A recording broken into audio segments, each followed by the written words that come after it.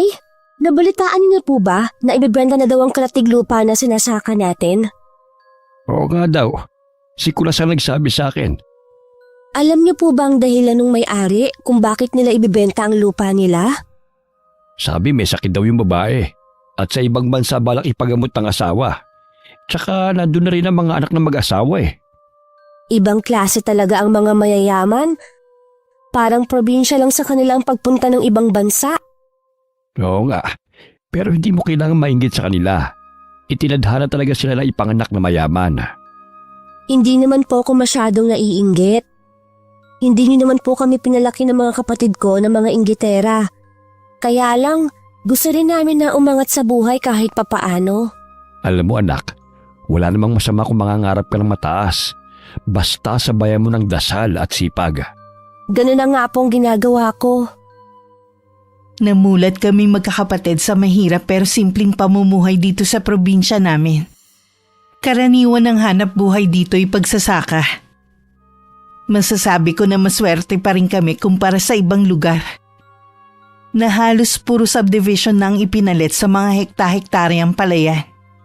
Bagamat 3 beses kaming nakakakain sa isang araw. Na ibibigay din ng mga magulang namin ang mga pangangailangan namin magkakapatid. Pero hindi ko pa rin maiwasan na mangarap ng mas mataas at maiahon ng pamilya ko sa hirap. Pangalawa ko sa magkakapatid. Ang ate Rachel ko ay maagang nakapag-asawa. Nag-aaral siya noon ng mabuntis ng nobyo. Nabigo man, napilitan na rin si Itay na ipakasal si ate sa kanyang asawa na ngayon. Masasabi ko na maganda naman ang buhay ni ate Rachel. Sa kabilang bayan sila nakatira at bihira lang pumasyal sa amin. Ang bunso naman na si JR, kasalukuyang nasa 3 taon sa high school. Ako naman hanggang high school lang ang tinapos. Nag-iipon pa kasi ako ng pera para makapag-aral sa koleyo. Hoy, nananaginip na naman ang gising dyan. Ang Itay talaga. Ang mabuti pa'y mauna ka nang umuwi. Ako na lamang ang bahalang kumuha sa alaga nating kalabaw sa pinagsusugahan. Sige po Tay, sa bahay ko na lang po kayo hintayin. Bit-bit ko na ang ilang gamit. Kasama na ang basket ng pinaglagyan namin ng baon para sa pananghalian. May kalahating oras din ang lakaran bago ang mga bahayan. May ilan din akong nakasabay sa pag-uwi. Nahila-hila pa ang kani-kanilang alagang kalabaw. Pagdating sa bahay naabutan ko na ang inay na nasa banggerahan at nagluluto na para sa hapunan. Ganun kasi sa probinsya namin. Palibasa kailan lang kami inabot ng mga poste ng kuryente. Umaasa lang kami sa gasera noon. Maaga nang nagluluto ang mga tao sa amin. O ang tatay mo, bakit hindi mo kasama? Susunod na lang daw po siya. Kinuha lang niya ang alaga nating kalabaw sa pinagsusugahan. Kanina nagpunta si Maring Esther sa palengke. Nagpabili na rin ako ng isda. Tulingan ang pinabili ko. Maaga ko ng sinaing para gagataan ko na lang ngayon. Siguradong mapaparami na naman po ang kain natin mamaya. Pare-pareho nating paborito yan eh. Kaya nga dinamihan ko na ang sinaing ko eh. Hay, sayang. Wala dito ang ate mo. Ewan ko po ba kay ate? Bakit bihira lang nila tayong dalawin dito? Lagi na lang diyang katwiran eh. Hindi sila maiihahatid ng asawa. Pwede naman siyang bumiyahe. Malaki na naman ang anak niya eh. Mula nang mag-asawa ang ate mo, malaki na rin ang pinagbago niya. Marami na siyang hindi kinakain na dati naman paborito niya. Mabuti na lang po wala siya rito. Baka mamaya pintasan pa po niya ang ulam natin. Sana naman maisipan niyang dalawin kami ng tatay mo. Lalo't nagkakaedad na kami. Huwag na po kayong malungkot, Nay. Kapag nakapunta po ako sa bahay ng kaibigan kong si Tinay, makikigamit po ako ng cellphone sa kanya. Tatawagan ko si Ate Rachel. Itatanong ko po kung kailan sila papasyal dito. O sige nga iha, namimiss ko na rin kasi ang apo ko sa kanya. Alam ko ganun din ang tatay mo. Hindi ko lang masabi kay inay na iba ang ugali ng asawa ni ate. Kasi tuwing nasa amin sila, Kitang-kita sa mukha nito na hindi niya gusto sa bahay namin at sa paligid. Para bang hindi mapakali. Maging sa hinahanda naming pagkain ay para bang diring-diri siya. Sadya lang talagang mabait ang mga magulang namin para patuloy na pakiharapan ng maayos ang lalaki. Kahit gusto ko rin makasama ang ate ko. Kung binabastos naman ang asawa nito ang mga magulang namin, maigi na rin na wag na lang siyang dumalaw dito sa amin. Kaya lang hindi naman siya makapunta dito nang sila lang na mag-ina. Natuwa naman ang itay nang malaman ang ulam namin sa hapunan. Naku, tiyak na mapaparami na naman ang kain ko nito. Yun nga po ang sabi ko kay inay. Malapit nang maluto to. Utusan mo na si JR na maghain na. Ako na lang po. Masyado pong subsob sa pag-aaral yun ngayon. Ewan ko ba sa batang yun? Masyadong subsob sa pag-aaral, pero tamad naman sa mga gawaing bahay. Hayaan mo na. Malay mo si Jera makatapos ng pag-aaral at makatulong sa atin balang araw. Ayoko umasa. Baka kasi mamaya mag-asawa din siya katulad ng ate niya. Huwag ka muna magsalita ng tapos. Iba naman si JR sa atin niya. Si Yasmin, balak din pumasok. Nag-iipon lang siya. Hindi ko maintindihan dyan sa batang yan. Kung bakit ayaw niyang tulungan natin siya sa pag-aaral niya. Nahihiya lang yan. Dahil ang ate niya na pinag-aaral natin doon, bigla nag-asawa. Pero kapag pumasok naman siya, hindi naman pwede na pabayaan na lang natin. Sa bagay nga, iba din mag-isip ang anak nating yan. At mas matapang. Mana sa akin. Lahat ng kanilang usapan ay narinig ko naman. Hindi ko tuloy maiwasan na mapangiti. Nang makatapos ako sa paglalagay ng mga pinggan, tinawag ko na si JR. Habang naghahaponan kami, panaka-naka rin ang aming kwentuhan. Gaya ng inaasahan, dahil paborito namin ang ulam, walang natirang kanin. Kinailangan tuloy ng inay na magsaing ulit para sa mga alaga naming aso. Ako na rin nagpakain sa kanila ng makasaing. Pasensya na kayo ha. Naubusan kayo ng kanin O ito, Blackie. Pulot, kain na kayo. Si Blackie lang talaga ang aso namin na bigay ng ninong ko. Noong huling taon ko sa high school, may isang tuta akong nadaanan. Nanghihina na yun sa tabing daan. Dahil sa awa ko, inuwi ko yun sa bahay at inalagaan. Kahit sinasabi ng mga magulang ko na hindi na rin naman magtatagal ang tuta. Dahil sobrang payat at nanghihina to, inalagaan ko pa rin hanggang mag-isang linggo. Gumaling ito. Dahil nga napulot ko lang sa tabing daan, pulot na lang ang ipinangalan ko. Malaking tulong naman sa amin ang mga alaga naming aso. Lalo't may mga alaga kaming hayop. Dati kasi nauso ang mga nakawan ng mga alagang hayop. Ang mga salarin ay mula pa sa ibang lugar. Sa may ilog sila tumatawid para makarating sa aming sityo. Kinabukasan, panibagong araw at panibagong pagtatrabaho na naman sa palayan. Kailangan na kasing magsabog ng abono. Sapat na ang 3 beses na pag-aabono hanggang sumapit ang anihan. Napakatining ng sikat ng araw ng mga oras na yun. Kaya naman sumilong muna ako sa ilalim ng mayabong na puno. Inihanda ko na rin ang tanghalian namin ng itay. Oh, bakit tumigil ka na? Iba po kasi ang init ngayon. Nahihilo po ako. Oo nga, iba nga talaga ang init ngayon. Hindi ka pa naman sanay. Tuyong-tuyo nga po ang mga damo at ibang halaman sa tindi ng init.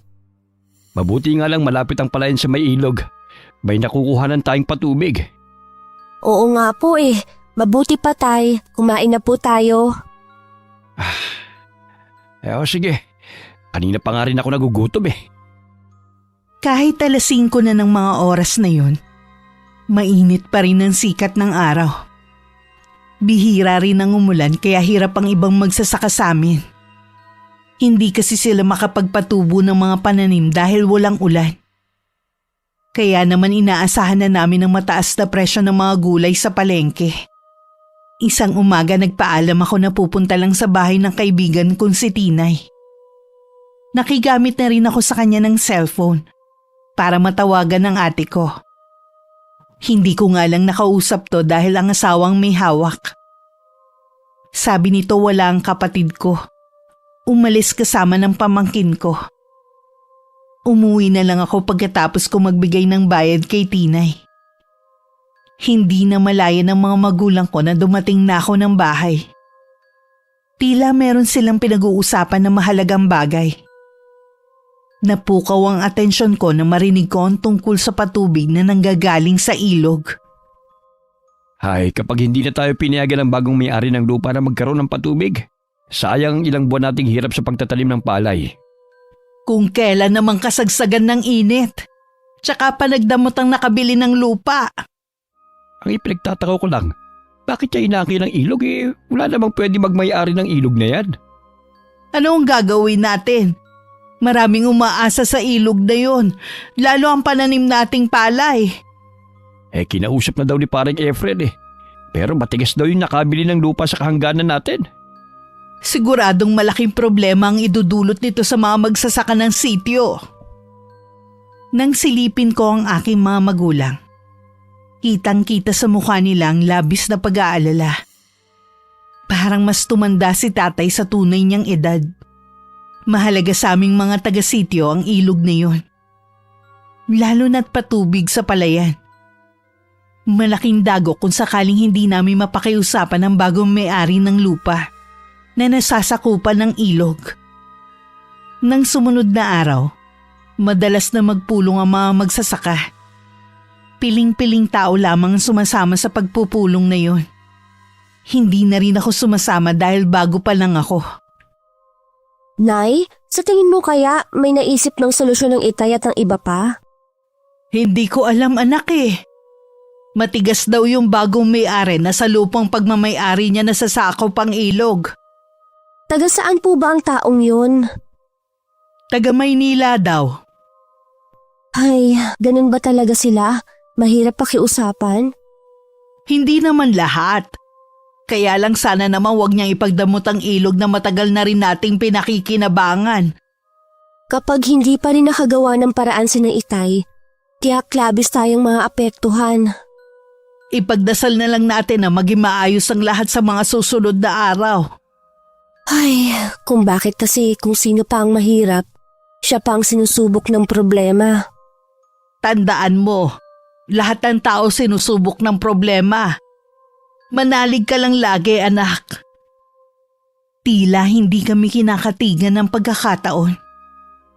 Nang araw na yun hindi ako nakasama kay Itay sa bukid dahil masama ang pakiramdam ko. Si Inay na lang muna ang sumama sa kanya. Pero may isang oras pa lang ang nakakalipas nang umuwi na ulit sila na ipinagtaka ko. Ano po ang nangyari? Bakit ang aga ninyong umuwi? Ay naka, yung dinadaanan kasi natin papuntang palayan ay may harag na. Maliban pa doon, hindi na rin tayo pwede magpatubig gamit ang tubig sa ilog. Ay naku po. Ang mabuti pa, Ige, magpahinga ka na muna. Kanina ka pa hinihingal sa galit Baka kumapano ka. Kahit kasi ang kapitan natin, kampi sa dayong taga Maynila na yon, kaysa sa kababaryo niya, ni hindi man lang tayo magawang ipagtanggol Sumuko na lang kaya tayo. Hindi maaari ang sinasabi mo. Buong buhay natin dito na tayo tumira at tumanda. Ang taong yon, nakadarating lamang. Nakakala mo kung sinong umasta dahil nagkataon na mapera lamang siya. Dapat siya matutong makisama.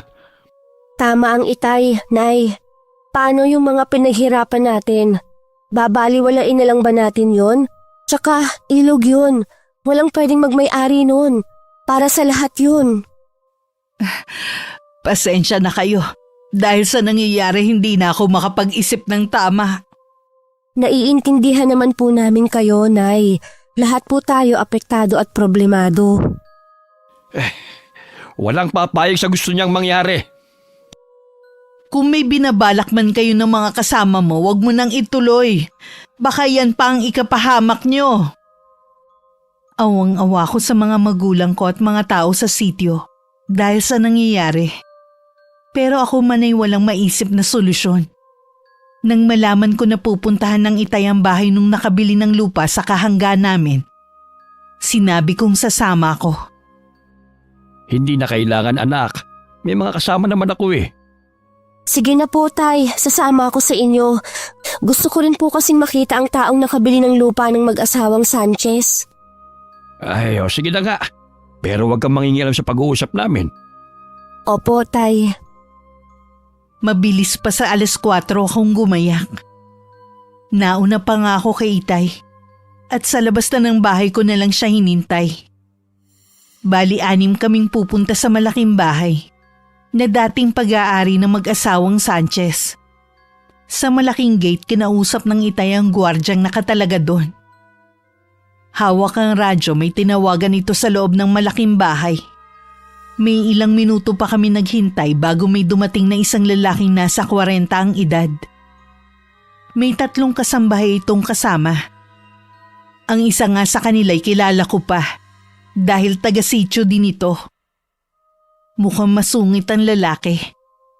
Dahil sa lubong agad ang kilay. May tungkod din ito at hirap sa paglalakad. Mahalaga ang oras ko kaya huwag niyong aksayin. Sabihin niyo na kagad ang dahilan ng pagparito niyo.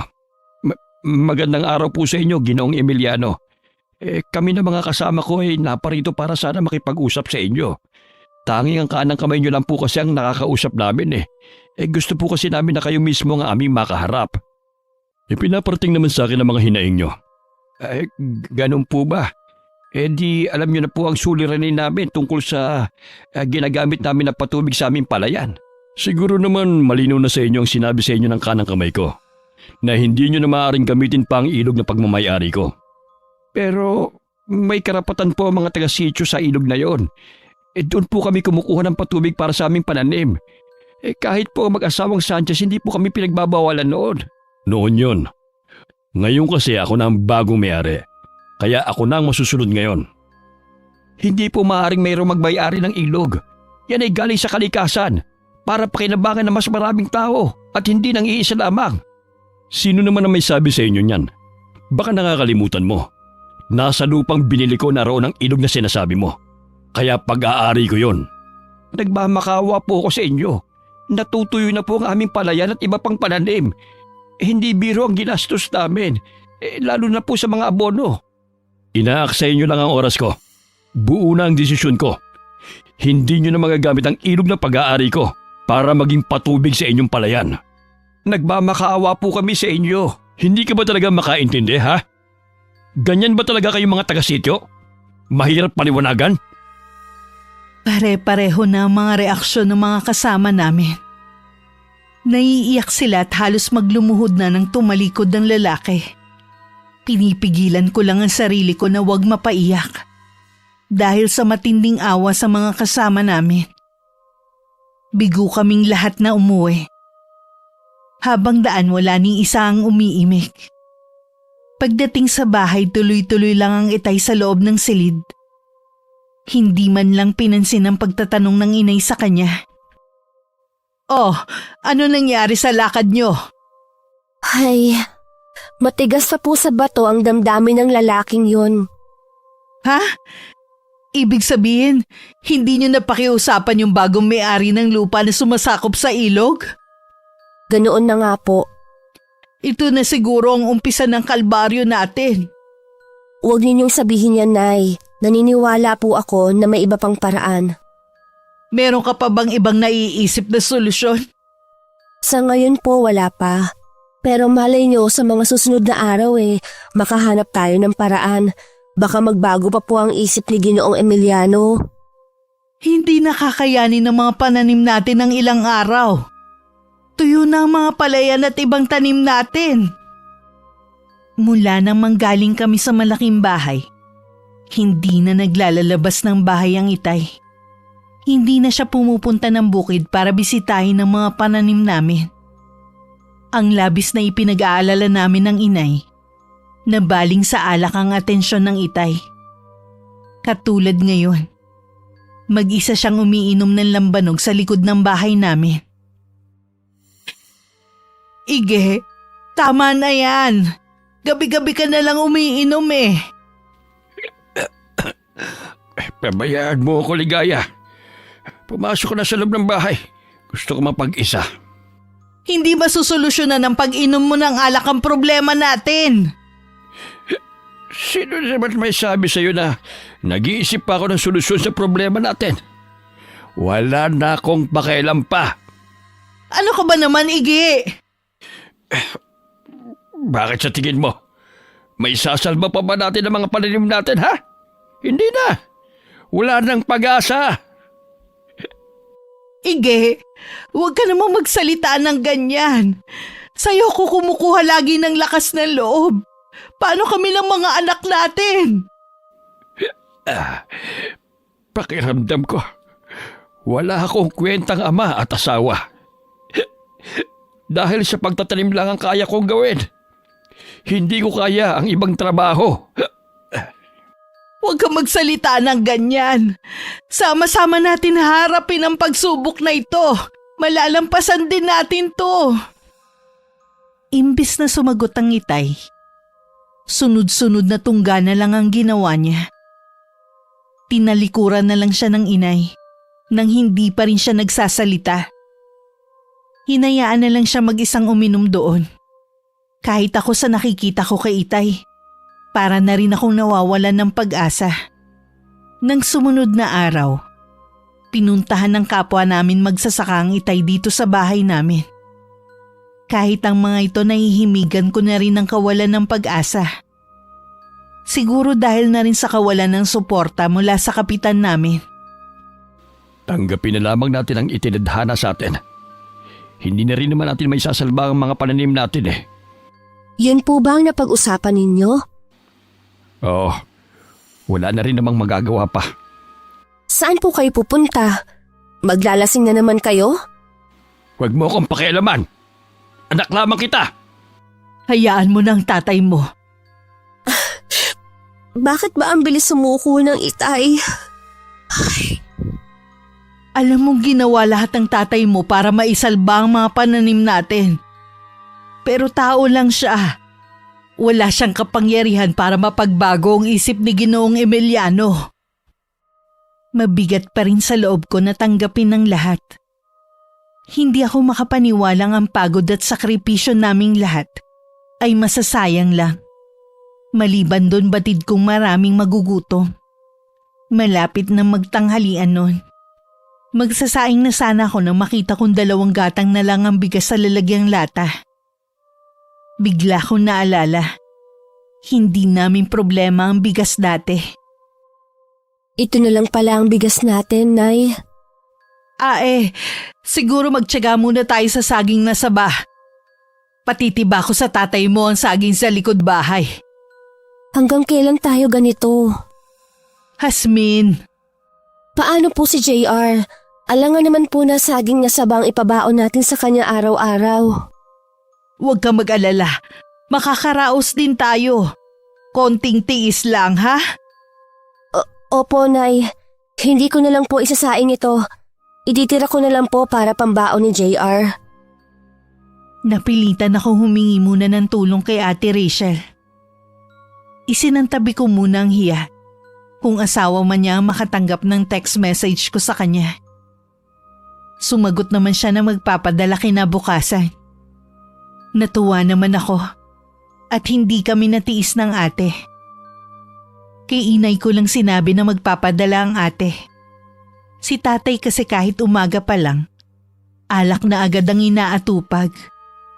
Hindi ko maiwasang madismaya ng mga sandaling yun. Akala ko kasi matatag ang Itay. Mas mahina pa pala siya kaysa sa amin ng inay. Malaki-laki rin ang pinadala ng ate. Kaya nakabili ako ng bigas at iba pa naming pangangailangan sa bahay. Binigyan ko na rin ng pambao ng kapatid ko. Nagpasalamat ako kay Tinay dahil sinamahan niya ako. Salamat naman at naalala tayo ng kapatid mo. Nung nakausap mo ba siya binanggit niya sa'yo kung kailan sila dadalaw dito sa atin? Wala po, Nay. Nagmamadali kasi si ate na magpaalam. Kailangan niya pa kasing asikasuhin ng anak niya. Tiniyak lang naman niya na natanggap ko ang pera. Ah, ganun ba? O sige, ako nang bahalang mag-ayos ng mga pinamili mo. Nay, parating na po si tatay. Ay, sana naman kaya galing ang itay mo. At lasing na naman.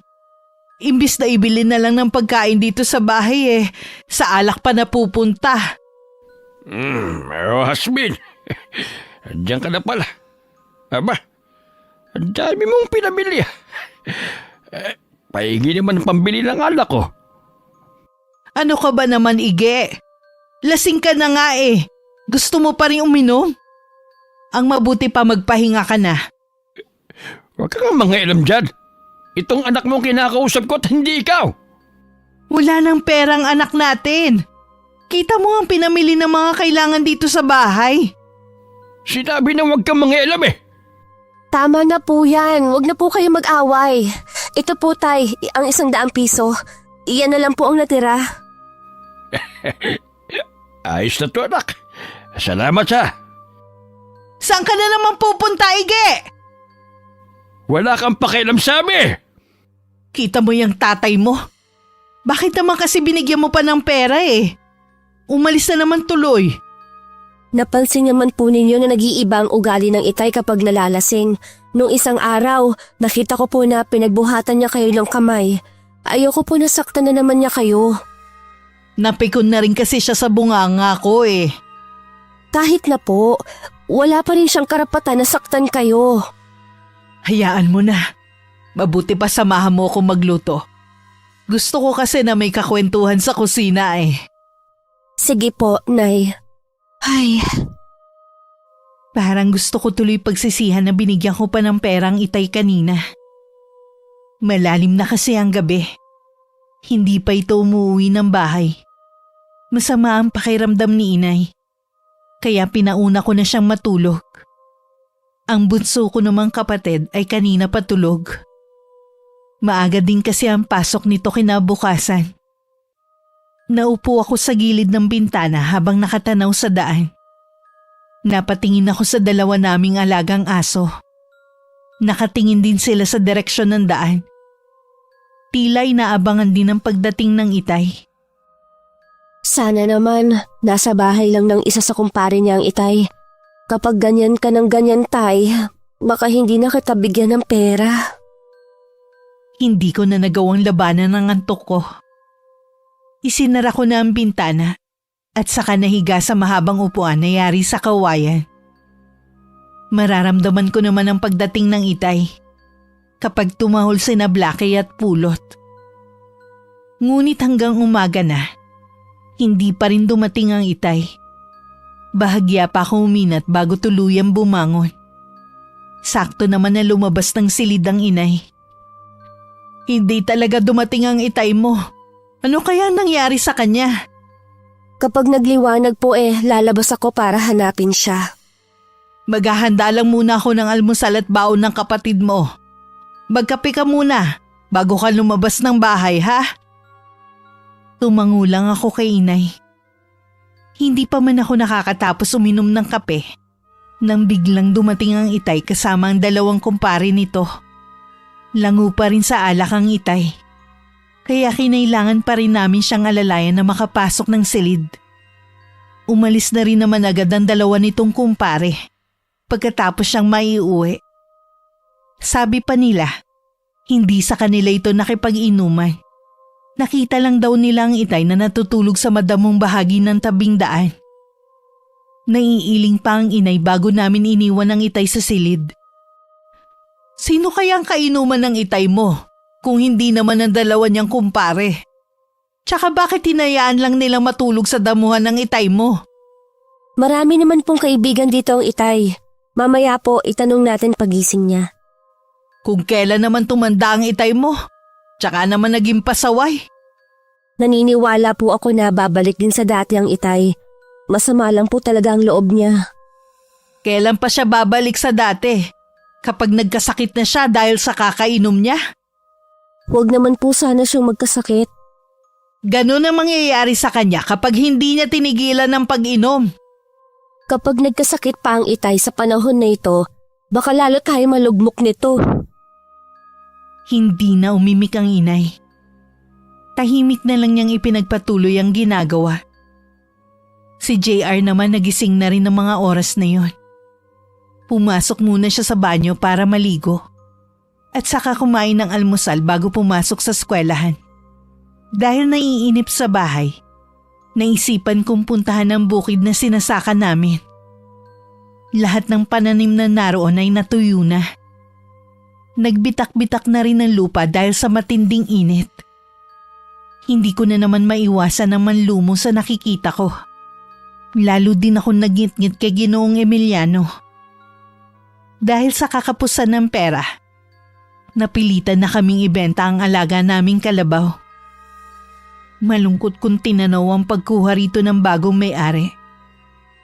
Labag man sa kalooban namin ng itay nyo, wala tayong magagawa kundi ibenta ang alaga natin. Naiintindihan ko naman po kayo. Hindi ko lang po maiwasan na malungkot. Matagal na po sa atin ang alaga natin. Akala ko makakatulong po siya sa atin sa anihan. Mabuti na lang kahit papano eh. Meron pa tayong tanim sa likod bahay ng mga gulay. Ang problema na lang natin bigas na isasaing. Huwag niyo po pala ipapakita kay itay ang pinagbentahan ng alaga nating kalabaw. Baka mamaya ubusin lang niya sa alak.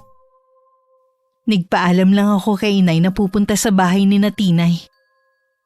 Magtatanong kasi ako ng pwede kong pasukan na trabaho. Baka may alam ito. Pagdating sa bahay ng kaibigan ko, tinawagan ko rin ang ate ko. Pero parang inis naman itong kausapin ako, kaya nagpaalam na agad ako sa kanya. Baka akala hihingi na naman ako ng pera. Pinagkibit-balikat ko na lang yun. Nangako naman si Tinay na sasabihan niya ako kapag may nalaman siyang trabaho na pwede sa akin. Pagdating sa bahay, nadatnan ko nagtatalo sina inay at itay. Ano pong nangyayari dito? Tay, sinaktan niyo naman ba ang inay? Paano? Ayaw ibigay ang perang pinagbenta ng kalabaw. Uubusin mo lang naman yan sa alak eh. Wala kang pakialam kung ubusin ko man to sa alak. May karapatan naman ako dun. Huwag mong kalimutan na akong bumili ng kalabaw na yun noon. Isipin mo naman kami ng mga anak mo. Hindi yung puro sarili mo lang. Paano ang pag-aaral ni JR? Oo nga naman po, itay. Maawa naman po kayo. Huwag niyo ubusin sa alak ang pera. Wala naman tayong pagkukuhanan sa susunod. Ang dami niyong sinasabi. Ito. Tama na siguro to. Kulang to. Kahit para sa isang linggong pagkain, hindi ito sasapat. Ang dami mo pang reklamo. Pasalamat nga kayo, binigyan ko ba kayo ng pera eh? Kahit ako hindi ko na rin napigilan ng mapaiyak. Hindi ko alam kung pagsubok pa ba sa amin ang nangyayari o parusa na. May mga pagkakataon na hindi umuwi ang itay sa bahay. Hinahayaan na lang namin. Nagsawa na rin kasi ang inay sa pagsita dito. Napilitan na rin kaming tumanggap ng labada ng inay para may panggasto sa araw-araw at baon ni JR sa eskwelahan. Isang hapon kauuwi lang namin. Isang binatilyo ang humahangos na dumating sa bahay. Sabi nito isa ang itay sa mga nasaktan, sa mga sumugod sa harapan ng bahay ni Ginoong Emiliano. Papunta na sana kami sa malaking bahay nang makasalubong namin ang mga magsasaka na pauwi na, kasama ang itay na inaalalayan ng mga kaibigan. Marami sa kanila ang nasaktan dahil pinakawalan din pala ang 3 malalaking aso sa gate. Mabuti na lang po may manggagamot dito sa sityo. Oo nga, dahil kung hindi baka matuluyan na ang itay mo. Ang sama talaga ng lalaking yun. Hindi na siya naawa. Halos matatanda na nga natitipon-tipo sa harapan ng gate niya. Sana naman, hinarap na lang niya ng maayos. Hindi rin kasi tama ang ginawa ng itay mo at mga kasama nila sa pagsugod doon. Pero hindi rin makataong ginawa ni Ginoong Emiliano sa kanila. Ganyan yata talaga ang mapepera. Nakakalimutan ng maging makatao. Lagi may dalawang klase ng taong nabubuhay sa mundo. Mabuti at masama, mapera at dukha. Maswerte pa rin tayo dahil kahit hamak na mahirap lang tayo mabuting tao pa rin tayo. Oo nga po, Nay. Nagkakamali ng itay. Anong nararamdaman mo, Ige? Masakit ang kasukasuhan ko. Tsaka tong binti ko. Yung binti mo ay nagamot na ni Apong Leroy. Doon ka kasi nakagat ng aso Wala talagang puso ang lalaking yon. Gusto ata niyang mamatay sa gutom ang mga tao dito sa sityo. Ipaubayan na lang natin ang lahat sa Panginoon. Huwag ka nang gumawa ng ikapapahamak mo. Hindi ko naman pwedeng pabayaan na lamang ang mga kapwa ko magsasaka. Naaawa din naman ako sa kanila pero wala tayong laban sa taong yun. Ano na mangyayari sa atin at sa mga taga-sityo? Napatiim na lang ng anyo ang itay. Batin niya kasing tama din ng inay. Dahil masakit ang binti, ilang araw din naglagi ang itay sa bahay. Bumalik pa si Apong Leroy sa bahay namin para tingnan ang kalagayan ng itay. Isa sa napansin namin ng inay, hindi na bumaling ulit ang itay sa alak. Inabala na lang niya ang sarili sa pagtatabas ng damo sa paligid ng bahay namin, pagkuha ng panggatong, at pagtatanim ng mga gulay sa likod ng bahay. Isang umaga nagulat pa kami ng inay na makita na kagayak ang itay. Oh, saan ang punta mo? Susubukan ko maghanap ng trabaho. Kahit na basta't marangal. Natutuwa naman ako at bumalik ka na sa dati. Patawarin niyo ko kung naging aburido ko nitong mga nagdaang araw. Imbis na maghanap ako ng trabaho, inubos ko pa ang natitira nating pera. Matagal ka na namin pinatawad ng mga anak mo. Naiintindihan ka naman namin Huwag kayong mag-alala. Babawi ako sa inyo. Puno ng pag-asa na umalis ang itay ng araw na yun. Pero nung bumalik siya kinahapunan, malungkot ang aura niya. Nang makita niyang nakatingin kami sa kanya, pilit siyang ngumiti sa amin. Pero hindi na itago ng itay ang lungkot sa mga mata niya. Kumusta ang paghahanap mo ng trabaho? Walang gustong tumanggap sa akin Kahit sana helper lang. Siguro dahil sa edad kong to. Huwag kang mawalan ng pag-asa. Makakahanap ka rin. Oo nga naman, Tay. Magtatanong-tanong din ako sa mga kakilala ko.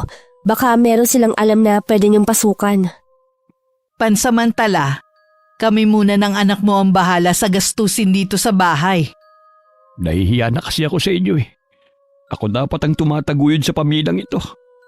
Pero ang ginawa ko naman, puro alak lang ang inatupag ko. Tapos na yun. Huwag na natin balikan. Ang mahalaga, natauhan ka na ngayon. Tay, wag na po kayong malungkot.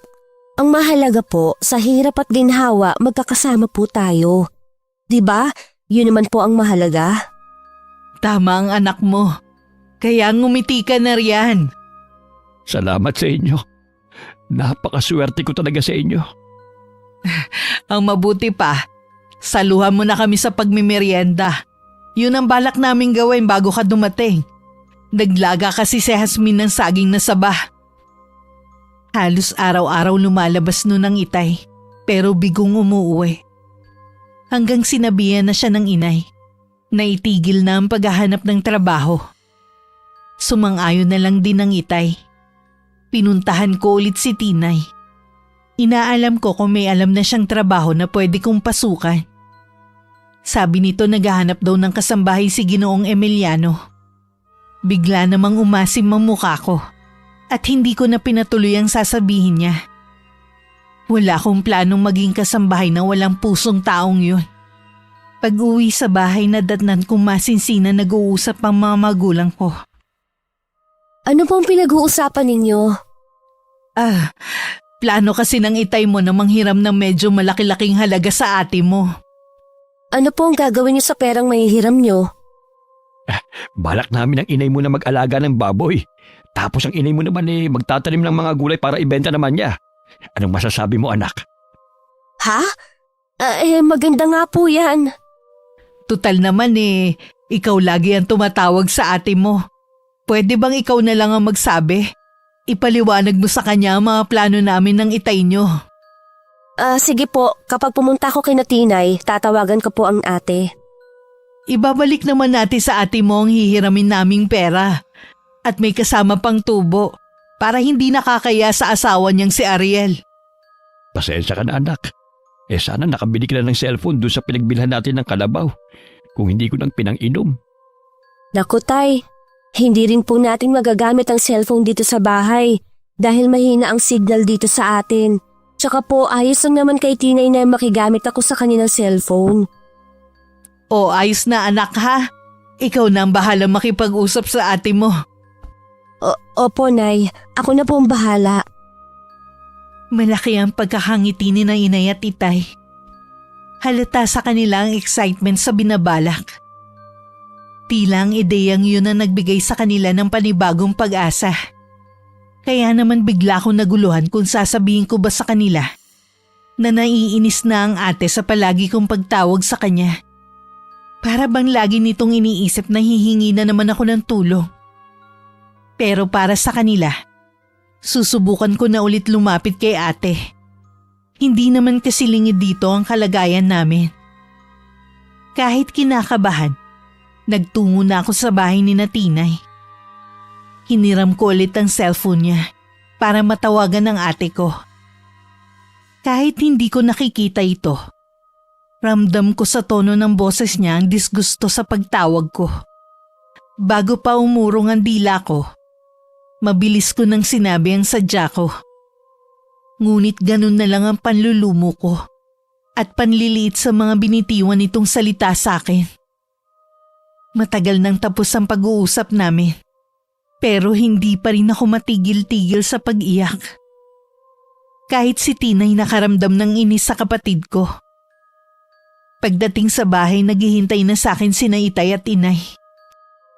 Oh, Hasmin, nandiyan ka na pala. Galing ka ba kina Tinay? Opo, tay. Di nakausap mo na ang ate Rachel mo. Nasabi mo ba sa kanya yung plano namin? Tay? Tunawagan ko nga si ate kanina kaya lang po nasa labas silang mag-anak. Kaya hindi kami masyadong nakapag-usap. Ganun ba? Hindi bale, may iba pa naman pagkakataon para masabi mo sa kanya. Nagbili naman po ako, natatawag ako ulit. Parang gusto ko na naman maiyak nun. Dahil sa awa sa kanila kaya nagpaalam na muna ako. Napapasok sa silid ko. Hindi ko na napansin ang pagsunod sa akin ng inay ng kakaibang tingin. Ilang araw na rin ang nakakalipas. Hindi ko na alam kung ano pa ang idadahilan ko sa mga magulang ko. Hindi ko masabi na gusto ng putulin ni ate ang ugnayan sa amin. Hasmin anak, sabihin mo nga sa akin ang totoo. Nakausap mo na ang kapatid mo, hindi ba? Nasabi mo na ang kailangan namin ng tatay nyo. Nay, kasi... Sabihin mo na kung anong sinabi niya. Huwag kang mag-alala, hindi ako magagalit. Kasi Nay, galit na galit si ate na humihingi ako sa kanya ng tulong. Kung ano-ano po ang mga masasakit na sinabi niya. Ginagawa daw natin siyang minahan. Hindi daw siya nag-asawa ng may pera para tayo ang buhayin. Gusto na rin niyang putulin ng ugnayan sa atin. Sinabi yun ng kapatid mo? Tingin pala niya sa atin pabigat sa kanya? Mula ngayon, huwag ka nang tatawag sa kanya. Baka nga dahil sa atin nag-aaway sila mag-asawa.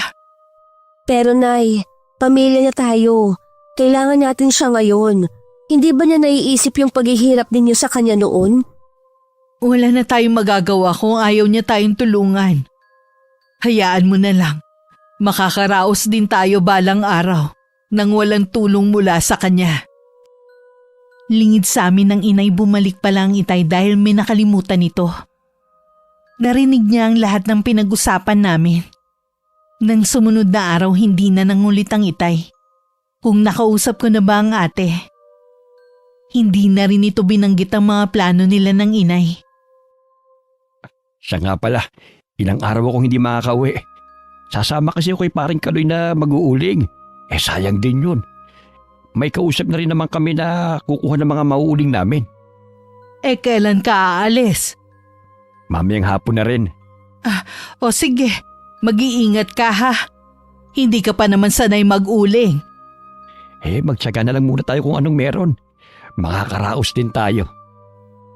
5 gabi rin noon na hindi umuwi ang itay. Tuloy-tuloy pa rin ang pagtanggap namin ng labada ng inay. Kahit ang pamamalansya ay tinanggap ko na rin. Pangdagdag din kasi sa baon ni JR. Gusto na nga rin itong tumigil muna para makatulong sa amin. Pero mariin ko yung tinutulan. Kahit isa man lang sana sa aming 3 magkakapatid ay may makatapos ng pag-aaral. Alam ko na yun din ang pangarap ng mga magulang namin. Saktong 1 linggo nun, umuwi ang itay. Nanlilimahid ang kasuotan nito at puno ng uling ang mukha at katawan. Nakangiti ito nang pumasok ng bahay. Dala ko na ang pinagbentahan ng mga uling. Ay, mabuti naman at nakauwi ka na. Nag-aalala kasi ako sa iyo Masanay ka na lang na lagi akong wala. Gusto raw niyang ako lang ang permanente niyang kasama sa pag-uuling. Ibig bang sabihin lagi kang wala rito sa bahay? Kailangan natin samantalin na may pinagkakakitaan ako. Malay mo, makaipon tayo ng pambili ng baboy. Ige, alam mo na siguro no? Narinig ko ang pag-uusap niyo ni Yasmin. Hindi naman talaga obligasyon ng anak natin na tulungan niya tayo Tama lamang na unahin niya muna ang pamilya niya kaysa sa atin. 2 buwan na nung nag-uuling ang itay. Ayos naman ang kita niya sa pag-uuling. Katunayan nga niya nakakaipon na rin ang inay mula sa perang inaabot niya. Kahit nakakaraos na kami, hindi ko pa rin maiwasan na maawa sa mga kapwa naming magsasaka. Alam ko kasing umaasa pa rin sila na baka maawa sa kanila si Ginoong Emiliano. Tuwing nakikita ko ang taong yun, hindi ko maiwasan na magngit-ngit sa galit. Paano kaya nagagawang matulog ng mahimbing at makakain ang taong yon habang ang mga taong inalisan niya ng karapatan ay nagugutom? Anak, huwag kang magtatanim ng galit sa taong yon. Ipaubaya mo na lang sa Diyos ang mga mali niyang ginagawa. Balak na rin pala niyang bilhin ng lupang dati nating isinasaka sa may-ari nito. Pati daw ito ginigipit ng taong yon. Wala na tayong pakialam sa bagay na yon. Huwag na natin silang intindihin pa. Oo nga po, kaya lang nakululang lalo ang dugo ko sa kanya. Ipagluluto ko nga palang itay mo ng paborito nating ulam na ginataang tulingan. Uuwi po pala ngayon ng itay? Oo, nabanggit niya yun nung nakaraan. Gusto rin daw niya magpahinga kahit ilang araw lang para makasama niya tayo. Oo nga po, namimiss na namin siya ni JR. Hindi naman kasi tayo sanay na hindi siya nakikita Kaya mamaya magkakasabay na muli tayong kakain ng hapunan. 5:00 ng hapon nang dumating ang itay. May pasan pa siyang buwig ng saging. Matapos makapagmano, kinuha ko na ang ilang dala niya. Napansin kong tila naghahabol ng paghinga ang itay. Bakas din dito ang matinding pagod. Malaki rin ang nabawas sa timbang nito. Nang nasa hapagkainan na kami, panaka-naka kami nagkukwentuhan. Hindi po ba kayo tay nahihirapan sa pag-uuling ninyo? Naku, hindi naman iha. Sanayan lang naman yan. Malaki nga ang pasasalamat ko kasi nabigyan ako ng pagkakataon na kumita sa kabila ng edad ko. Kaunting tiis na lang po tay, malapit na tayo makaipon. Makakabili na rin kayo ng baboy na aalagaan ninyo. Hindi ko na iniisip yon. Basta makaipon lang ako para sa inyo. Kaya nga po tayo nag-iipon dahil sa plano ninyo ng inay Kung talagang yun ang nakalaan para sa atin, mangyayari yon. Hindi ko alam kung bakit ako nakakaramdam ng lungkot ng mga sandaling yon. Habang nakatingin kay itay, hindi rin kami agad natulog ng gabing yon. Nagkwentuhan muna kaming buong pamilya. Nang mabanggit ni JR ang ate namin, biglang natahimik sina Itay at Inay. Kahit hindi naman natin kasama ang ate, masaya naman tayo. May pamilya na ang ate nyo. Hindi na natin siya pwedeng asahan sa ganitong pagkakataon. Pero sigurado namang naaalala niya tayo. Oo nga, tama ang nanay nyo. O paano, lumalalim na ang gabi. Matulog na tayo. Kinabukasan nagising kami ng kapatid ko sa malakas na sigaw.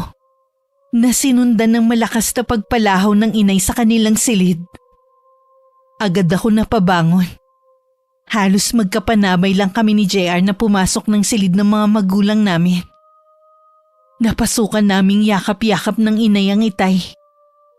Para akong binuhusan ng malamig na tubig sa matinding kabang bumalot sa akin. Ilang sandali pa. Sabay na kaming napahagulgol ng kapatid ko. Napuno ang munting silid na yun ng aming pagtangis.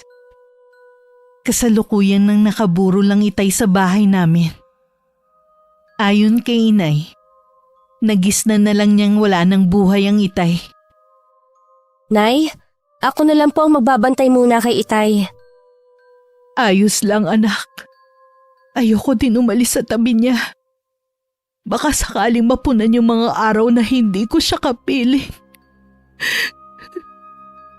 Ako na lang po ang harap sa mga nakikilamay ngayong gabi. Hindi na tumugon ng inay. Hinarap ko na rin ang mga taong dumarating. Ang kapatid ko naman ay nag-iikot dala ang tray ng kape at biskwit.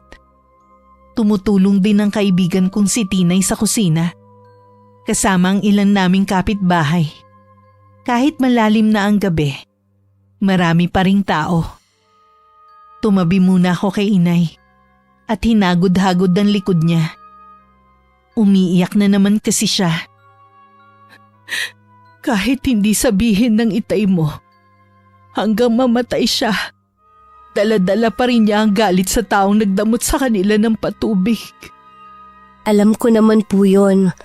Ayaw pa sana noon sumuko ng Itay pero alam niyang wala tayong magiging laban. Nasaktan man ako noon ng Itay mo. Alam kong hindi niya yun sinasadya. Magulo lang ang isip niya. Bumawi naman po siya sa atin itong mga huling buwan. Ipinaramdam niya po ulit sa atin ang pagiging mabuti niyang haligi ng tahanan. Alam ko na kahit may galit pa rin sa puso niya, masaya siyang lumisan. Dahil tayong kasama niya sa mga huling sandali ng buhay niya. Inakbayan ko ang inay habang nakatayo kami. Na nakatunghay sa salamin ng kabaong ng Itay. Wala rin tigil ang pag-agos ng mga luha sa mga mata namin. Ilang sandali lang, tumabi na rin sa amin si JR. Hanggang 5 araw lang ibuburo lang labi ng Itay. Pangatlong araw na nun, pero hindi pa rin nagpapakita sa amin si Ate Rachel. Ano, pupunta pa kaya ang kapatid mo sa burol ng ama ninyo? Bahala po siya kung pupunta siya. Alam naman po niya eh. Alam ko na may tampo ka sa kapatid mo. Pero sana pigilan mo ang bugso ng damdamin mo. Alalahanin mong burol ito ng inyong ama. Wala naman po akong balak na mag-eskandalo. Nirerespeto ko po ang burol ng Itay. Kinabukasan ng hapon pa dumating ang kapatid ko. Kasama ang asawa at nag-iisang anak nila. Narinig kong sinasabi ng kapatid ko kay inay. Nasa malayong lugar sila at nagbabakasyon, kaya hindi agad nakauwi. Dahil nasa harapan ko lang ang ate, napag-aralan ko ang kanyang ayos ngayon. Magarang damit, puno ng alahas ang buong katawan. Kung pagmamasdan ito ng mabuti, parang hindi buro lang pinuntahan. Hindi ko tuloy maiwasan na mapaismid. Kahit nung tumabi sa akin si Ate Rachel at nakipag-usap sa akin, hindi ako masyadong umiimik. Siguro nahalata niya yun. Kaya nagpaalam na haharapin na muna ang ibang bisita. Nilapitan ko naman ang inay para sabihin na magpahinga na muna. Ilang gabi na rin kasi siyang walang tulog. Baka naman kayo naman ang bumigay. Magpahinga po muna kayo kahit 2 oras. Ayoko umalis sa tabi ng tatay mo. Bukas naman ihahatid na siya sa huling hantungan. Tuluyan ko na siyang hindi makakasama. Magkasama na lang kami ng inay na hindi umalis sa tabi ng kabaong ng itay. Kinabukasan, naging madamdamin ng mga huling sandali sa paghahatid kay itay. Maraming sumama na taga-sityo. Matapos ang libing, nagpasalamat ako sa mga sumama at naglaan ng kanilang oras. Nang mga sandaling yun, hindi pa makausap ng matino ang inay. Ilang beses din siyang nahimatay kanina habang ibinababa ang kabaong ng itay sa hukay. Bago matapos ang araw na yun, nagpaalam na rin ang ate at asawa nito. Nakita ko pa siyang inabutan ng puting sobra na naglalaman ng pera ang inay namin. Noong kailangan niyo ng tulong niya, ang dami niyang masasakit na sinasabi. Kung kailan wala na ang itay, sa kanya kayo aabutan ng pera. Sa totoo lang ayoko sanang tanggapin to.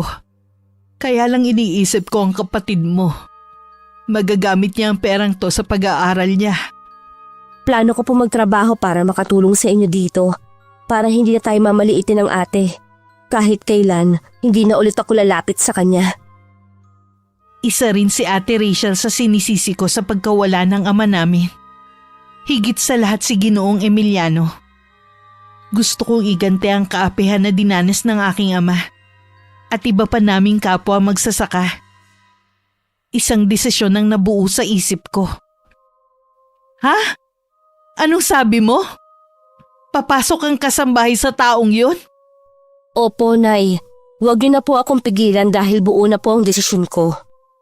Pero anak, maitim ang budi ng taong yun. Baka mamaya pagmalupitan ka rin niya. Handa po ako sa maaaring mangyari. Sabihin mo nga, may iba ka pa bang binabalak? Trabaho lang po talaga ang dahilan. Bakit kailangan sa taong kinamumuhian pa ng itay mo ikaw magtatrabaho bilang kasambahay? Handa akong lunukin ang pride ko para lang maibigay ko sa inyo ang pangangailangan ninyo. Inaalala lang kasi kita. Huwag na po kayong mag-alala sa akin. Kapag hindi naman po naging maayos ang trato sa akin, pwede naman po akong umalis na lang. Nang araw na yun pumunta na ako sa malaking bahay para mag-apply bilang kasambahay. Hindi mawala-wala ang kaba sa dibdib ko. Kaya siguro hindi nakakahanap ng kasambahay si Ginoong Emiliano. Dahil ito ang daan para makapasok ako at maisagawa ang paghihiganti ko. Parang pamilyar sa akin ang mukha mo. Taga rito po kasi ako. Magsasaka po ako dati kasama ang itay. Ganun ba? Anak ka pala ng isa sa mga sumugod noon dito sa bahay ko. Bakit gusto mong maging kasambahay ko? Kailangan ko po ng trabaho dahil kamamatay lang po ng itay. Wala na po magtatrabaho para sa amin. Ganun ba? O sige, tanggap ka na. Ituturo sa'yo ni Kara ang mga dapat mong gawin dito sa bahay ko. Salamat at tinanggap ninyo ko. Nagsimula na rin agad ako sa trabaho ko doon. Stay out ako. 6:00 ng hapon ang labas ko. Mukhang hindi pa nagtitiwala sa akin ng bago kong amo. Mas gusto ko na rin na uwian. Makakasama ko pa rin ang inay at kapatid ko sa gabi. Itinuro sa akin ni Ate Kara kung ano ang dapat at hindi ko dapat gawin para hindi ako mapagalitan ng amo namin. Ayon sa kanya, masungit at istrikto daw talaga si Ginoong Emiliano. Malapit na mag-6:00 noon. Wala na rin ginagawa kaya inayos ko na ang mga gamit ko. Tapos na ba ang mga gagawin mo? Ho? Opo, tapos na po lahat. Meron pa po ba kayong ipag-uutos? Inoobserban kong ginagawa mong paglilinis. Hindi ganun kapulido. Pasensya na po kayo. Unang beses ko pa lang po kasi na nakapaglinis ng ganitong kalaking bahay. Kung hindi ko lang kailangan ng isa pang kasambahay, ngayon mismo paalisin na kita. Pero sige, bibigyan pa kita ng isang pagkakataon. Ayusin mo na sa susunod. Marami pong salamat. Aayusin ko na po ang trabaho ko sa susunod. Nang maglakad palayo si Ginoong Emiliano, noon ko lang pinakawalan ng pinipigilan kong paghinga. Ilang beses din ako napalunok. Dahil sa matinding kaba, hindi agad ako umuwi. Hinintay ko pa na magpasado 6:00 bago umuwi sa amin. Habang naglalakad ako, hindi ko maiwasan na mag-isip kung tama bang pumasok ako bilang kasambahay sa lalaking yun. Pagdating sa bahay, nakita ko nakatayo sa may bintana ang inay at waring hinihintay ako. "Oh, bakit ngayon ka lang? Kumusta ang araw mo?" Ayos naman po, metikuloso lang po masyado si Ginoong Emiliano. Nangako naman po ako na aayusin ko ng trabaho ko sa susunod. Huwag ka na kayang bumalik sa bahay na yon. Nay naman, alam niyong mahirap ang maghanap ng trabaho ngayon. Sa totoo lang kasi, iba ang kutob ko sa pagpasok mo bilang kasambahay sa bahay ni Ginoong Emiliano. Wala po akong gagawin na masama. Ay, gusto kong pagsisihan kung bakit ako pumayag nun sa kagustuhan ng lola mo. Huwag niyo pong sisihin ang sarili niyo. Ginusto ko rin po na manahin ang kakayahan ng lola sa pangungulam. Nakikiusap ako sa iyo, Hasmin. Huwag mong gagamitin ang karunungang itim mo sa ibang tao. Masama pa rin ang gumante. Hindi na lang ako umimik. Pakiwari ko kasi. Lalo lang ako magkakasala kung itatanggi ko pa na yun naman talaga ang plano ko. Kinabukasan mas inagahan ko ang pasok sa bahay ni Ginoong Emiliano. Inayos ko na rin ang paglilinis ko. Kailangan ko kasing makuha ang loob niya para kapag isinagawa ko ng maitim kong balak, walang sino man ang maghihinala sa akin. Tinutuo mo nga sinabi mong aayusin mo na ang trabaho mo rito. Ayoko po kasing mawalan ng trabaho. Ako na lang po ang inaasahan ng nanay at kapatid ko. Huwag ka mag-alala. Kung maayos ang trabaho mo at marunong ka sumunod sa utos, hindi ka mawawalan ng trabaho. Maraming salamat po. Labag man sa kalooban ko ang lagi magpasalamat kay Ginoong Emiliano. Kailangan ko yun gawin. Para hindi siya makahalata na hindi ko talaga gusto ang magtrabaho sa bahay niya. Nang mga sumunod na araw, mas marami akong trabaho. May mga bago kasing kasangkapan na i-deliver sa bahay nito.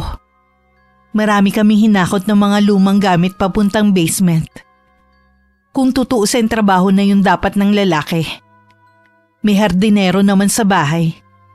Pero mahigpit nitong pinagbabawal na pumasok sa loob ng bahay nito. Isang umaga habang nagtatanggal ako ng mga damo sa labas, narinig ko ang komosyon sa labas ng gate. Lumabas naman ng bahay si Ginoong Emiliano na madilim ang anyo. Napatigil na rin ako sa ginagawa ko at lihim na nanood sa nangyayari. Nasa labas ng gate ang mga kasamahan namin. Halos lahat sa kanila ay kaedad ng itay.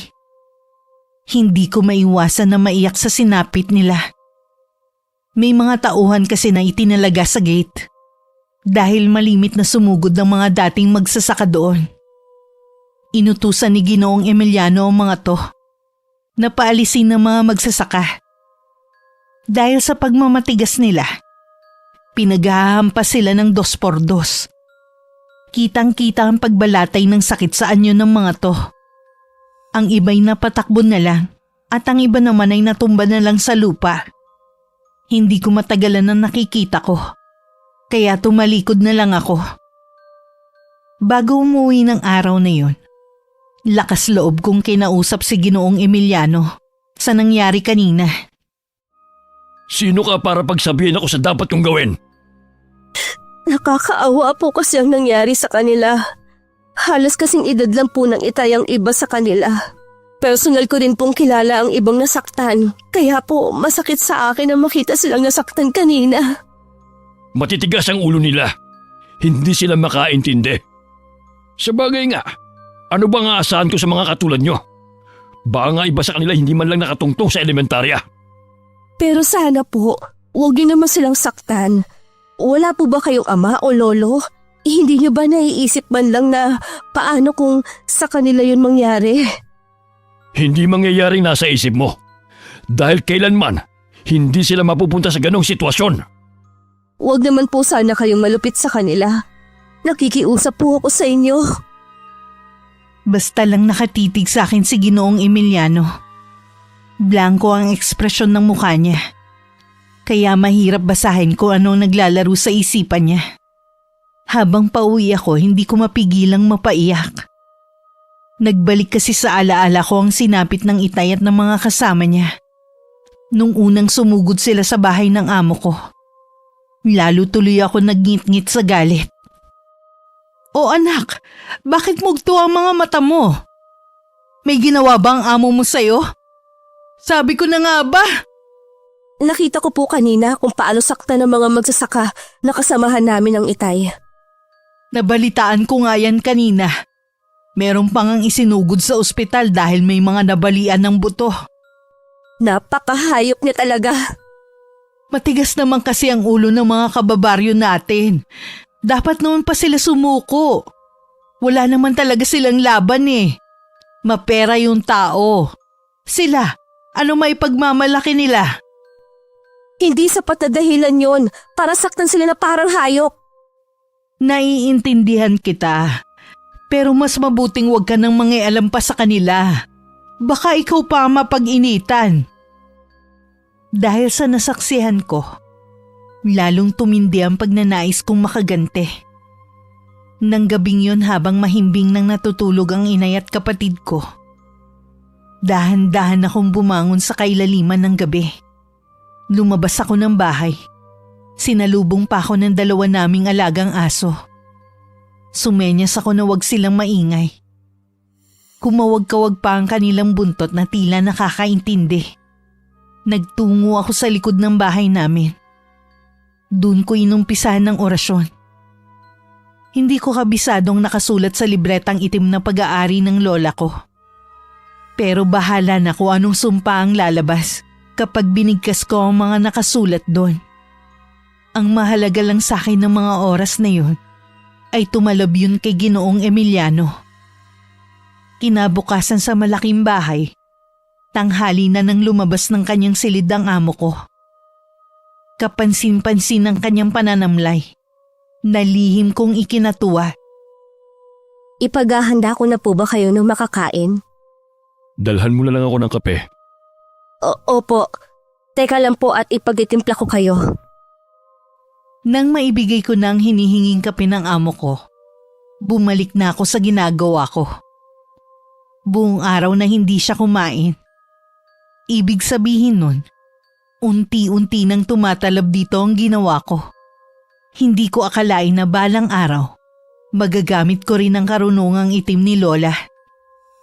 Kinabukasan masaya akong gumayak para sa pagpasok. Napansin naman ng inay ang kakaibang ngiti sa akin. Mukhang masaya ka ngayon ah. Magaan lang po ang pakiramdam ko ngayon. Siguro dahil sa ginawa ng amo mo, no? Ho? Ano po ginawa ng amo ko? Hindi nga din ako makapaniwala eh. Pero totoo, nagbigay siya ng tulong sa mga magsasaka na sumugod sa bahay niya. Siya na rin ang sumagot sa mga nagastos ng mga nagpa-ospital. Talaga po? Bakit naman kaya niya yun ginawa? Hindi ko alam eh. Yung kanang kamay lang naman niya ang nakipag-usap sa kanila. Baka po natakot siya na ireklamo sa pulis kaya niya ginawa yon. Baka naman kahit papano eh, may buti rin sa taong yun. Ano ba ang ugali ng amo mong yun sa bahay niya? Istrikto at metikuloso pagdating sa kalinisan ng bahay. Masungit po kapag babagal-bagal ang kilos. Kailangan po isang tawag lang nasa tabi ka na dapat niya. Sa pagkain, hindi ba mahigpit? Minsan kasi ganun ang ibang amo. Hindi naman po. Nakakain namin ang lahat ng gusto namin. Minsan pa nga po, nagdadala si Ate Cara ng pagkain kapag umuwi siya sa kanila sa hapon. Stay in po kasi siya doon. Wala bang nababanggit na pagmamaltrato ang mga kasamahan mo? Wala naman po silang naikukwenta sa akin. Baka nga may kabutihan din sa puso ng taong yun. Bigla tuloy bumigat ang pakiramdam ko ng mga sandaling yun. Para bang may mali akong nagawa. Kinabukasan pagdating sa malaking bahay, Parang wala akong gana na kumilos. Tinanong nga ako ni Ate Cara kung masama ba ang pakiramdam ko. Bahagya lang akong tumango. Sabi nito baka daw nahawa ako sa amo namin. May trangkaso daw ito kaya hindi lumalabas. Hindi ko napigilan na hindi pumasok sa silid nito kahit bawal akong pumasok. Dahil bago pa lang akong kasambahay. Lumapit ako rito at sinapo ang noo. Agad ko rin nabawi ang kamay ko. Nakakapasok kasi ang init nito. Sir, ano pong nararamdaman niyo? Sino ka? Si Yasmin po ito. Pasensya na po kung pumasok na ako ng walang permiso. May sakit daw po kayo. Masakit ang buo kong katawan. Parang pinipiga. Ayos lang po ba kung hahawakan ko ang balat ninyo? Tumango lang ang amo ko. Nang hawakan ko ang braso niya, may nakapa akong mga bukol. Nang tignan ko ang iba pang parte ng katawan nito, mas malaki ang mga bukol na nakita ko.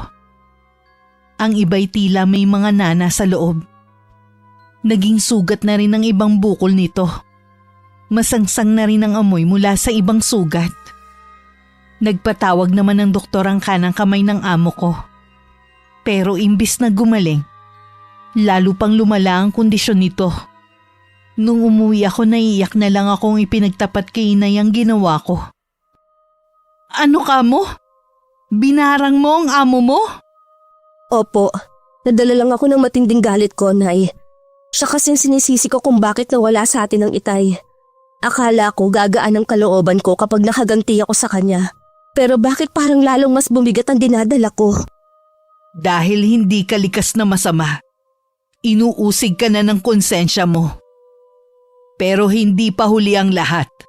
Kailangan magamot siya ng albularyo. Huwag kang mag-alala. Kakausapin ko si Apong Leroy. Marunong siya manggamot ng mga kulam at nababarang. Buong gabi kong hindi nakatulog noon. Paulit-ulit kasing sumasagi sa akin ang nangyari sa amo ko. Kinabukasan, dumiretso na ako sa kwarto ng amo ko.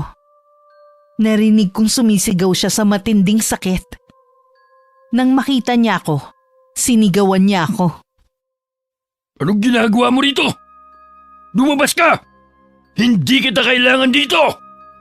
May alam po ako na pwedeng makatulong sa inyo. Bakit? Doktor ka ba, ha? Yung ang doktor na pumunta rito walang magawa eh. Ikaw ba kaya na isa lang kasambahay? Baka po kasi hindi naman doktor ang kailangan ninyo. Anong ibig mo sabihin? Bago pa ako makasagot nun, paulit-ulit na naman itong sumigaw. Dahil sa hindi maipaliwanag na sakit, nahimatay na rin ito. Sinabi ko kay Ate Cara na baka albularyo ang makatulong sa amo namin. Sumang-ayon naman siya sa akin. Tingin daw niya kasi merong sumasalbahe kay Ginoong Emiliano. Natigilan naman ako sa sinabi niya. Kaya napatungo na lang ako. Nung hapon dumating ang inay kasama si Apong Leroy. Ako na nagsama sa kanila sa silid ni Ginoong Emiliano. Nang makita ng albularyo na may mga uod na lumalabas sa mga bukol na naging sugat na, nakumpirma nga nito na binarang ang lalaki. Isang orasyon ang ginawa ni Apong Leroy, na tanging siya lang ang nakakabatid. Meron din siyang itinapal na halamang gamot sa mga sugat para lumabas ang mga uod doon. Pinainom din niya ito ng katas ng halamang gamot. Nang sumuka ang lalaki, may kasama pa yun ng mga buhay na uod. Makalipas lang ang 1 linggo, tuluyan nang gumaling si Ginoong Emiliano. Gusto niya daw akong makausap? Nabanggit sa akin ni Cara na ikaw raw ang nagsabi na baka may kumukulam sa akin. Ikaw na rin ang nagdala ng albularyo dito sa bahay ko. Patawarin po ninyo ako kung nagpapasok po ako ng ibang tao sa bahay ninyo nang hindi niyo alam. Gusto ko lang po kasing makatulong. Hindi naman ako nagagalit. Katunayan yan, gusto kitang pasalamatan. Kung hindi dahil sa'yo, baka patay na ako. Sabi kasi ni Cara, Pwede ko raw ikamatay ang nangyari sa akin. Kaya nga po humingi ang inay ng tulong kay Apong Leroy. Marunong po kasi yun manggamot. Ano ang gusto mong kabayanan sa ginawa mo? Ho? Pasensya na po, hindi ko po maintindihan. Humingi ka ng pabor at ibibigay ko sa iyo. Kapalit ng naitulong mo sa akin. Hindi naman po ako humihingi ng kapalit. Kahit na, humingi ka ng kahit na anong gusto mo at ibibigay ko sa iyo. Isa lang naman po ang gusto ko at yak na yun din ang gusto ng itay ko kung sakaling nabubuhay pa siya ngayon. Sabihin mo kung ano yung kahilingan na yon. Sana po ibalik niyo na po ang patubig na mula sa ilog sa mga taga-sityo. Wala ka bang gustong hilingin para sa sarili mo at sa pamilya mo? Ang mga magsasaka po na sityo ay parang pamilya ko na. Mas magiging masaya po ako kung hindi ko na sila nakikitang nahihirapan. Hindi ko alam kung mapagbibigyan ako ni Ginoong Emiliano. Pero dalangin ko na sana maibigay niya ang hinihiling ko. Dahil din sa pag-uusig ng konsensya, hindi na ako nakatagal sa trabaho. Anong dahilan mo at aalis ka rito? Mayroon po kasing inaalok na trabaho ang kaibigan ko sa bayan. Gusto ko po sana na magtrabaho doon. Malaki sigurong sahod na inaalok sa'yo. Ganoon na nga po at malaking tulong po talaga yan sa amin. Lalo na sa kapatid kong nag-aaral. Sayang, nanghihinayang ako. Dahil mahirap nang makatagpo ng katulad mong may malasakit at maaasahan sa bahay. Bueno, hindi na kita pipigilan pa. Ibibigay ko sa'yo ng buwang sahod mo ngayong buwan. Maraming salamat po sa inyo. Lalo tuloy ako na konsensya. Dahil sa sinabi nitong ibibigay ng buo ang sahod ko sa buwan na yun. Mabait na rin itong makipag-usap sa akin. Bagamat naroon pa rin ang otoridad sa tono ng pananalita. Pagdating sa amin, sinabi ko agad kay inay ang ginawa kong desisyon. Hindi ko po kasi kayang makita yung taong pinagtangkaan ko ang buhay. Naiintindihan kita. Pinagsisihan mo naman ang ginawa mo Patuloy ka lang humingi sa Diyos ng kapatawaran at gabayan ka niya para hindi na muling malihis ang iyong paniniwala. Opo, Nay. Patawarin mo rin ang iyong sarili. Makikita mo, gagaan ang kalooban mo. Hindi naman talaga totoong magtatrabaho ako sa bayan.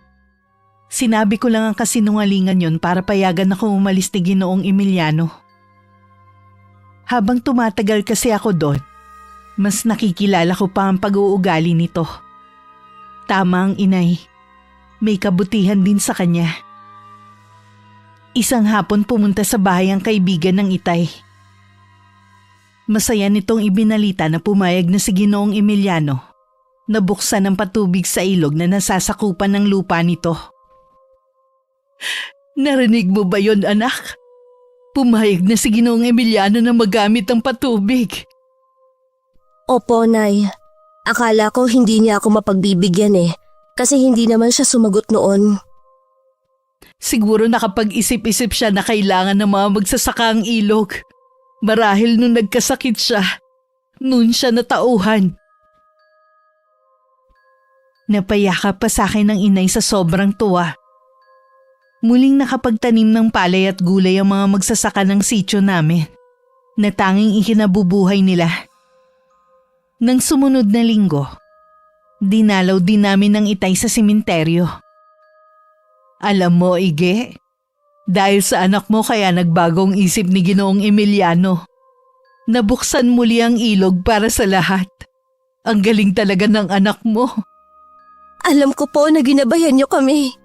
Matatahimik na po kayo dahil ibinalik na ang ilog. Kami na lang po ng inay ang magpapatuloy sa pagsasaka. Buong buhay ng ama mo sa pagsasaka na niya inialay. Kaya siguradong sobrang saya niya ngayon dahil sa ginawa mo. Sa loob lang ng 1 taon, bumalik na sa dati ang sityo. Ganun na rin katagal naming hindi nakikita si Ginoong Emiliano. Sabi baka raw bumalik na sa Maynila ito. Naisip ko na mas maigi na rin yun. Tuwing kasing nakikita ko siya, lagi ko lang naaalala ang ginawa ko. Isa sa pinagpapasalamat ko ay hindi ako kinarma sa ginawa ko. Bagkus puro biyaya ang dumating sa aming pamilya Wakas. Tay, nabalitaan niyo po ba?